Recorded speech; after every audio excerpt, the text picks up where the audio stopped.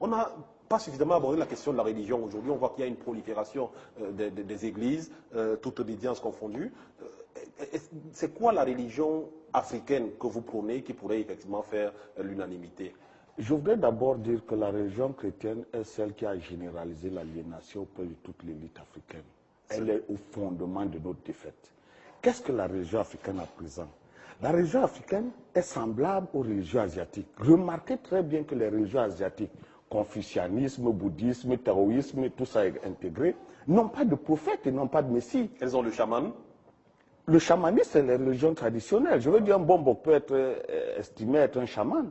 Mais ce que je voudrais dire, pourquoi, comme par hasard, tous les prophètes et les messies en Occident sortent d'Afrique? Bouddha est noir, Judas est noir, Krishna est noir, Mahomet est noir.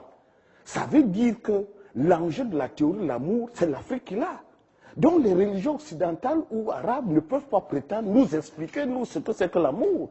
D'autant plus que nous, notre amour est dans les institutions traditionnelles. On partage tout. On va à la chasse, on va à l'agriculture, on fait tout et on partage le produit de ce que nous avons.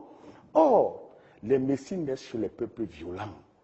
Le monde arabe et le monde occidental ont connu une telle violence que les peuples avaient besoin de quelqu'un pour les sortir de là. Donc le Messie ne peut naître que chez un peuple violent. Et vous comprenez ce que ça veut dire? C'est les peuples barbares qui ont des Messies. Conclusion logique, le peuple africain et le peuple asiatique sont les peuples les plus modelés pour comprendre ce que c'est que l'homme profond et pour lui donner une assise souhaitable pour que les drames ne soient plus.